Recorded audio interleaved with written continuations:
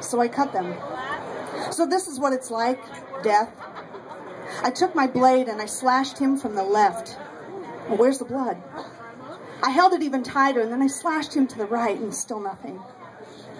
Then I went straight for the center of his chest, and I cut him. I cut him deep and clean down to his pelvis. There, I did it. But where's the blood? There was supposed to be blood. I guess I had imagined something more like a horror flick. But there was nothing but numbness. And I cut him deeper, waiting for his entrails to spill out in an unrecognizable gelatinous heap onto the floor. But they didn't. And it was quiet. Really quiet. Nothing but the buzz of the fluorescent lamp that flickered above me. My hands were so numb, and I struggled to hold on to that blade.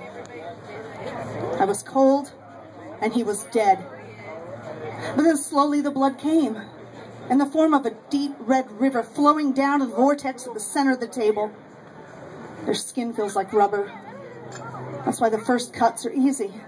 It isn't until you get inside when the reality of it hits you. So as long as you are able, you imagine them as rubber dummies. Then you can make it farther. The smell eventually finds you. The older ones have a stench all their own, but children don't. Children don't smell. The sharper your blade, the easier it goes. But it is when the smell hits you that you can't go back. That stench of blood and bleach was enough in itself, but the decay is something different.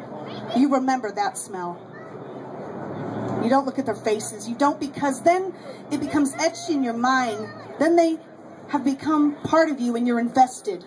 You get attached, and attached is the last thing you want. You focus on the concrete, the facts, so you know why they are there in the first place. You can get what you came for and leave. If you get attached, you can't cut them. Death comes unexpected, uninvited to most, but for me, I knew what I was getting into. Long before they knew. Unlike them, I signed up for this. One by one, they come and go. Another number, another specimen received. You try not to make the name stick. Keep it numerical, it's easier that way. It's hard at first, I remember. The first time I saw a dead body, the blonde 6-year-old girl with the curls and the bruises. It told me it wasn't a good idea for me to see a child as my first, but it had to happen eventually. I stayed the entire time. Weighed the heart, measured the bruises. Some things stick with you, the pink ribbon, the smell of formalin, seeing the brain, literally liquefied to the point that it had to be poured out. Some things you just never forget. Every day become a little distant. You reach a point where you cease to be a part of the human race altogether. You feel like a monster for not feeling.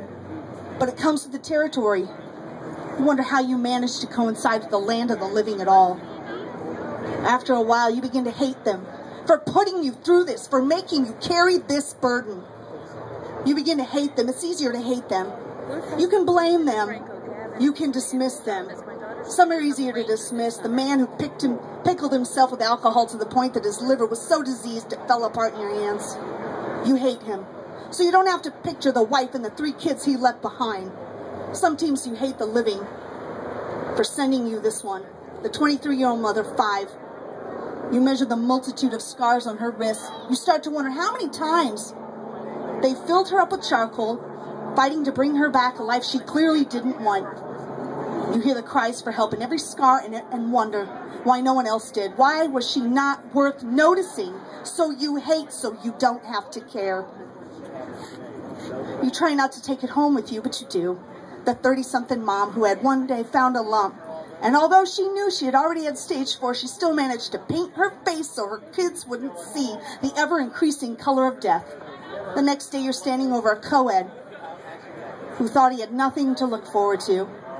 And you try not to feel anything as you struggle to piece his face back together so his parents will have something to remember, a kind of reality.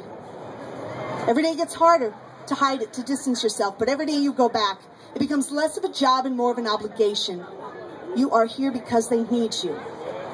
The living need you to do what they can't.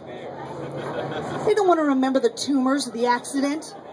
So you take it. You take it and you bury it inside. You do this because nobody else can. You bury it away so deep. You think it can't surface, but it does. You find your mind wandering, fleeting thoughts and questions, but you can't answer them. And you shouldn't, so you cut. And they bleed. And death finds you time and time again. You begin to welcome death. You begin to need them more than they need you. Death becomes the only thing that reminds you how to live. So you pick up that blade and you cut.